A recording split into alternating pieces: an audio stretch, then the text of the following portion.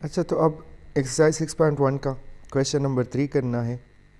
ये भी substitution method से ही है और जो इसका पहला पार्ट है वो है 6e⁻60dt। ठीक है, अब याद रखिए जब आपके पास e पावर समथिंग आ जाए या कोई नंबर हो उसका पावर कुछ आ जाए और आपको उसमें सब्स्टिट्यूशन करनी हो तो उस e के पावर की जगह सब्स्टिट्यूशन किया करें। जिस तरह यहाँ पर मैं 6t को z पुट कर रहा हूँ तो डेरिवेटिव लूँगा तो 6t का 6 आ जाएगा और z का dz/dt आ जाएगा। तो dt बराबर dz डिवाइड बाई 6 के ये वापस वहाँ पर पुटिंग कर लेते हैं। 6 अपनी जगह e पावर z हो जाएगा और आ जाएगा dz डिवाइड बाई 6। तो ये 6 जो है ये कैंसिल आउट हो जाएंगे तो हमारे पास e पावर z dz रह जाएगा।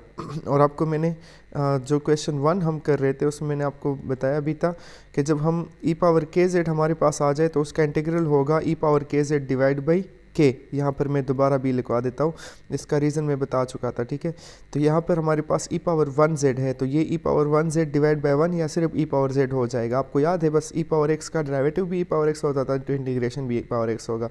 तो ये हमारे पास z की जगह बस वापस अपनी वैल्यू लगा लेंगे तो e power 6t plus c ये हमारे पास इसका आंसर बन गया।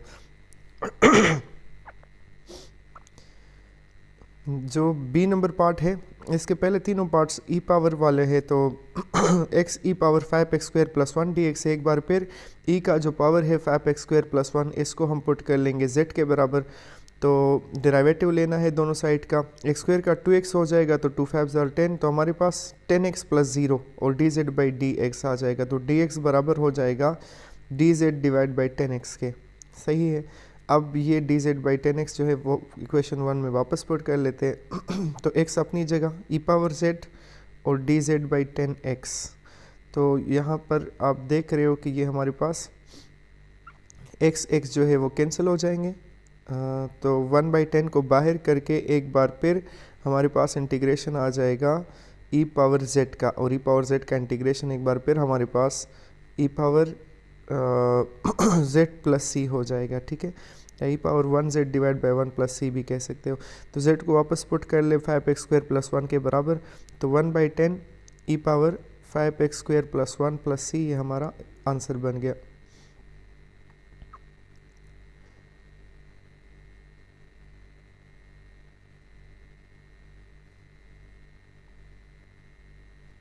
पार्ट नंबर सी में हमारे पास इंटीग्रल आप x² minus 2 into x³ minus 6x plus 4 है। ठीक है, एक बार फिर ई की पावर को z पुट कर लेते हैं, x³ माइनस 6x प्लस 4 को पुट कर लेंगे z के बराबर। तो अगर दोनों साइड का डेरिवेटिव ले तो हमारे पास x³ का डेरिवेटिव 3x² आ जाएगा, माइनस 6x का माइनस 6 हो जाएगा, x का 1 होता है और नंबर का 0, z का dz/dx। तो dx बराबर हो जाएगा 3x² माइनस 6 के। ठीक है, अब ये पुटिंग वापस वहाँ पर कर लेते हैं तो हमारे पास x² माइनस 2 अपनी जगह पर e पावर z और dz divide by 3x² minus 6। ठीक है, अब 3x² माइनस 6 जो है इससे 3 कॉमन कर लेंगे, मैंने डायरेक्ट काट लिया तो 3 कॉमन कर लेंगे तो फिर कैंसिल हो जाएगा क्योंकि 3 उससे कॉमन हो सकता है। तो x² माइनस 2 को रहने दे अपनी जगह, e पावर z अपनी जगह और यहाँ पर आ जाएगा dz divide by 3 into x² minus 2।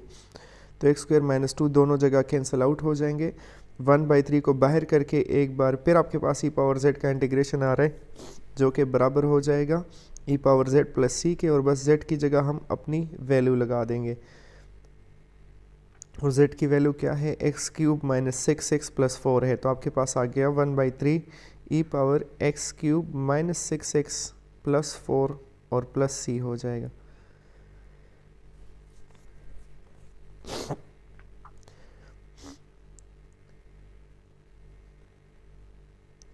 Part D में हमारे पास integral of 8 power 7 minus 3x² और साथ में माइनस 6x dx है। अब नंबर की जगह हमारे पास 7 माइनस 3x² आया है, मतलब ये वो a पावर x वाला केस है। तो एक बार फिर 8 का जो पावर है 7 माइनस 3x² इसको z पुट कर लेंगे, 7 का डेरिवेटिव 0 हो जाएगा और माइनस 3x² का माइनस 6x हो जाएगा और z का dz/dx। तो हमारे पास dx बराबर आ जाएगा dz divide by minus 6x के। ठीक है, तो हम ये पुटिंग वापस वहाँ पर कर लेते हैं, 8 पावर z होगा। ठीक, और माइनस 6x अपनी जगह डी एक्स की जगह आ जाएगा D Z divide by -6x। तो ये -6x दोनों जगह कैंसिल आउट हो जाएंगे और हमें इंटीग्रल लेना होगा 8 पावर z के। ठीक है, अब यहाँ पर मैं आपको एक डेरिवेटिव से याद करवा दूँ। जब कभी हम a पावर x का डेरिवेटिव लेते थे, ठीक है, तो a पावर x का डेरिवेटिव हमारे पास बराबर आता था a पावर के एक्स कर लेते हैं। चलो a पावर के x into natural log of a, और के एक्स का डेरिवेटिव लेते थे तो वो k आता था। मतलब इसमें अगर हम इंटीग्रेशन अब लेंगे तो ये लॉग ऑफ a और k जो है ये कांस्टेंट है ना, तो ये डेरिवेटिव में मल्टीप्लिकेशन में है तो इंटीग्रेशन में ये डिवीजन में चले जाएंगे, यानी कि a पावर के एक्स का इंटीग्रेशन होगा a पावर के x divide by k natural log of a। तो यहाँ पर 8 पावर z है, a की जगह 8 है और k की जगह 1, तो हमारे पास 8 power z divide by 1 natural log of 8 आ जाएगा और ये हमारा आंसर बन जाएगा। ठीक है, z की जगह बस अपनी वैल्यू वापस लगा लेंगे, दोनों को कंपेयर कर ले, इजी है। a की जगह 8 है और जो k है उसकी जगह 1 है। ठीक है, तो a पावर के एक्स तो 8 पावर z और k लॉग ऑफ 8 तो 1 इंटू लॉग ऑफ 8 हो जाएगा। बस ये हमारा आंसर बना।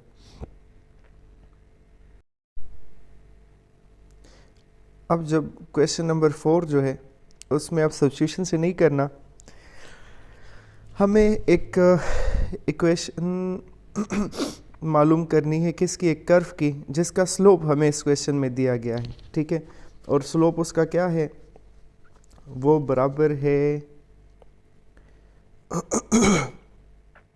4x³ प्लस 6x², और पॉइंट भी हमें दिया गया है, पॉइंट क्या है वो है 1,0।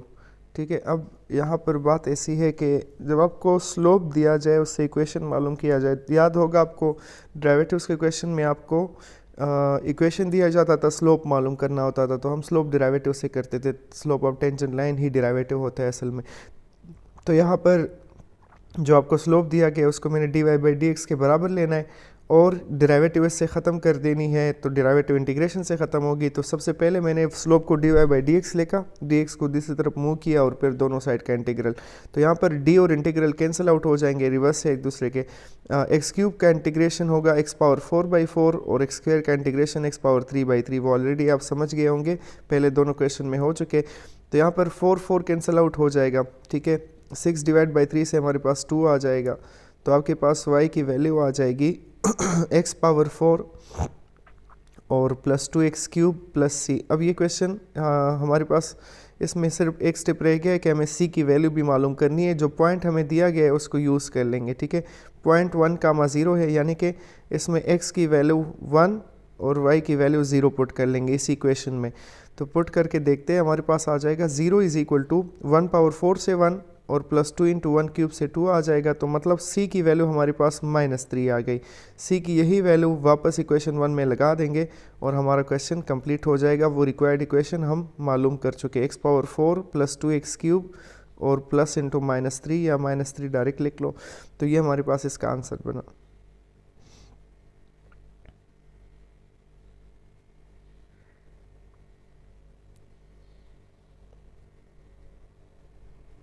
क्वेश्चन 5 में भी हमें स्लोप दिया गया है और स्लोप जो है वो बराबर है dy/dx =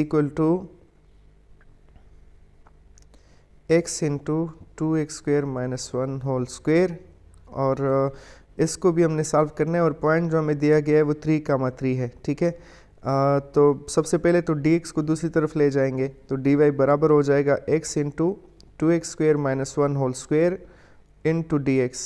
ठीक है, और दोनों साइड का इंटीग्रल भी ले लेंगे, d और इंटीग्रल यहाँ पर कैंसिल आउट होकर y दे देंगे हमें। और जो राइट साइड है इसके लिए हमें, ये हम सब्स्टिट्यूशन से भी कर सकते हैं। आप लोग अगर 2x² - 1 को z के बराबर पुट कर ले, क्योंकि इस एक्सरसाइज में हमने सब्स्टिट्यूशन से ही ज़्यादातर क्वेश्चन किए, लेकिन इसका एक डायरेक्ट मेथड भी है। वो डायरेक्ट मेथड है जब आपके पास कोई फंक्शन हो, उस पर n पावर आया हो और साथ में उसका डेरिवेटिव हो, तो उसको हमने किस तरह करना होगा कि हम उस फंक्शन के पावर के ऊपर 1 नीचे और ऊपर 8 करेंगे। वो जिस तरह जनरलाइज पावर रूल होता था इंटीग्रेशन में, ये उसी तरह जनरलाइज पावर रूल के जैसे है। मैं आपको इसका प्रूफ करवाता हूँ, और इसमें ये बात याद रखें कि n हमारे पास -1 के बराबर नहीं आना चाहिए। ठीक है, ये फार्मूला हम यूज़ करेंगे यहाँ पर इस क्वेश्चन में, और किसी भी क्वेश्चन में यूज़ कर सकते हो। जब आपको सब्स्टिट्यूशन से सॉल्व करने का ना कहा जाए तो फिर इस फार्मूले से बहुत आसानी से सॉल्व होता है। चलो प्रूफ इसका कर लेते हैं। सपोज हम F of X power N plus one का डेरिवेटिव लेते हैं, बल्कि इस राइट साइड का डेरिवेटिव लेते हैं, ठीक है।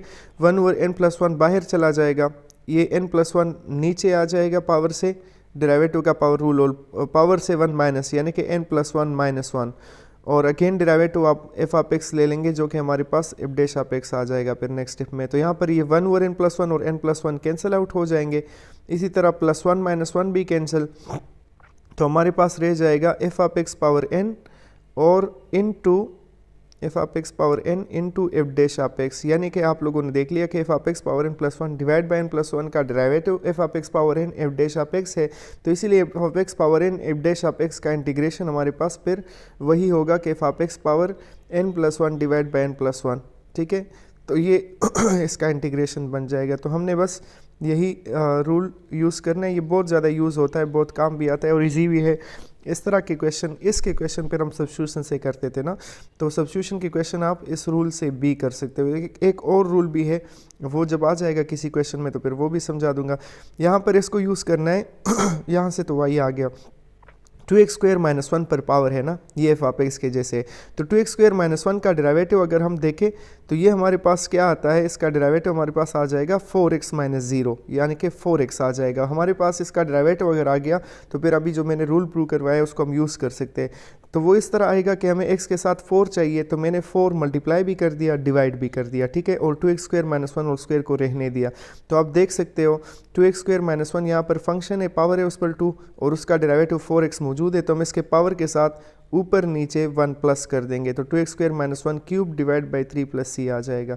ये बस इसका इंटीग्रेशन बना, बहुत आसानी से हमने रूल यूज़ कर लिया। अब वो पॉइंट यूज़ कर लेंगे c की वैल्यू के लिए, तो x की जगह भी हम 3 पुट कर लेते, y की जगह भी 3 पुट कर लेते, तो यहाँ पर 4 3 12 हो जाएगा, और 2 × 3 स्क्वायर से 9 -1 होल क्यूब, ठीक है, और प्लस c अपनी जगह पर। यहाँ पर ये प्लस c हम लगा देते हैं, और इससे आप लोग इसको कैलकुलेट कर लें, 18 - 1 से 17 पावर 3 आ जाएगा। 17 पावर 3 से जो कुछ भी आता है उसको 12 से डिवाइड करें और दूसरी तरफ ले जाकर 3 से माइनस कर ले, तो आपके पास c की जो भी वैल्यू आ जाए ना उसको आपने वापस पुट करना है इक्वेशन नंबर 1 में, और इस तरह से हमारा जो क्वेश्चन है वो कंप्लीट हो जाएगा। जब भी आपको पॉइंट दिया जाए तो c की वैल्यू ज़रूर मालूम किया कर ले, ठीक है। तो ये था एक्सरसाइज 6.1।